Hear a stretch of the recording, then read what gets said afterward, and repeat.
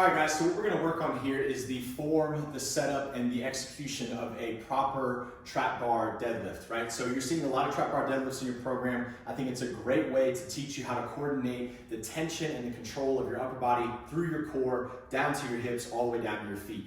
Just like a back squat, it's a full body movement, but I really like it because it challenges your shoulder position, and in the beginning phases of your program, the posture of your upper back and your torso is really, really important. So what we're gonna do here is we're just gonna have a little bit longer an explanation about how to set up for your trap bar deadlift, and then also I'll show you some reps and some common things where people tend to fall off, where you can lose your performance and increase your likelihood of injuries. So what we're gonna do first is, we have some weight on the trap bar.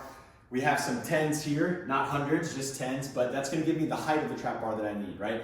Do not be afraid to bolster the height of the trap bar a little bit if you find it that you have to curve your back or exaggerate your movements to be able to get to the depth that the bar is at currently. There's no problem with that at all. You will be able to go lower as time goes on. So what I'm gonna have you do is I'm gonna have you stand with your legs as wide as they can be inside of the trap bar, okay? Mine is just out slightly outside the width of my hips, so maybe that's a better way to say that, is just slightly wider than the width of your hips. Here's my hips, one fist on either side, right? That's about as wide as I could be inside of this particular model trap bar anyway. I wanna have my toes turned ever so slightly in. So not directly at 12 o'clock in front of me, but very, very, very slightly in. And that's turning my whole leg slightly in too. Remember, our glute is on the outside, back side of our hip. So if we want to stretch our glute so that we can use it to stand up, we have to put it on tension to begin with. That's why we turn our feet in, right? What I'm going to have you do now is take a big breath in and try to lengthen your body, breathing your hips down into your feet, and your ribs and your abs are connected now to your hips. That length is something I'm going to try to keep until the end of the set, right? So the way that I want you to get down here is hit your hips back, my hands are here, and then now I can bend my knees to the level of the grips, all right? That's my position to start with. I'm gonna turn to the side now so you can see exactly what I'm doing. Okay, so I stand inside the trap bar, I set my feet slightly wider than the width of my hips, toes turned ever so slightly in, I take a big breath in. I don't want to be crunched here like I've been at my desk all day. I want to try to lengthen my body out of that. So my feet are going to go deeper into the ground and my body's going to go up towards the ceiling. I set my shoulders out wide. Now I'm ready to lift some weight. So first thing I'm going to do is tell my ass that I want it to work by hinging my hips back. I put all the weight back here. My hips are still actively pushing through the floor. And then now my hands can't touch the bar until I bend my knees. Now I'm in position. Some common faults are you're going to want to poke your chest forward like that. You're going to want to arch. I don't want to see that. Another common fault is you're going to want to tuck your tail underneath.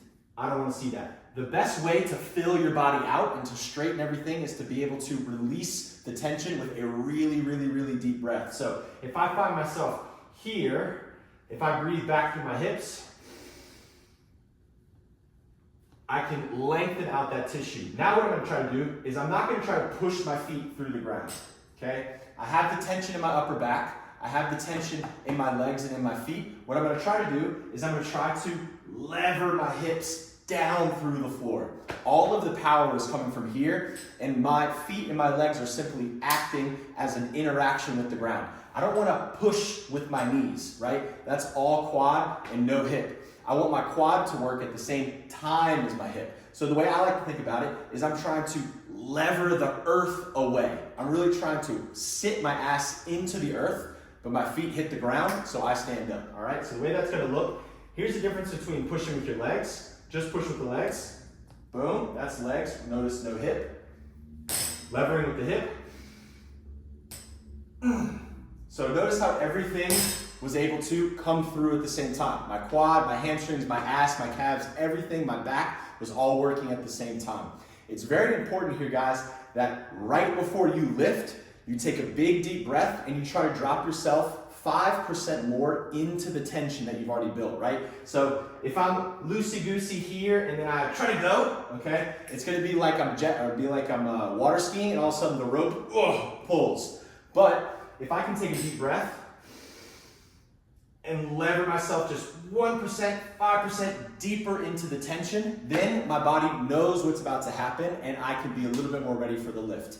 Fill your body out, lengthen your body, put all the pressure into your hips, and then use your hips to press yourself through the floor using your feet. All right, guys, that is the basic setup for the trap bar deadlift. There's lots of other variations that we're going to use, and there's lots of different ways to do each rep, but that is going to be the way that I want you to set up for it every time. It's the way to have the best transfer for your athletic performance, to make your body feel good, and also to reduce the risk of injury long-term moving forward. All right, if you have any questions about it, shoot me a text. Peace.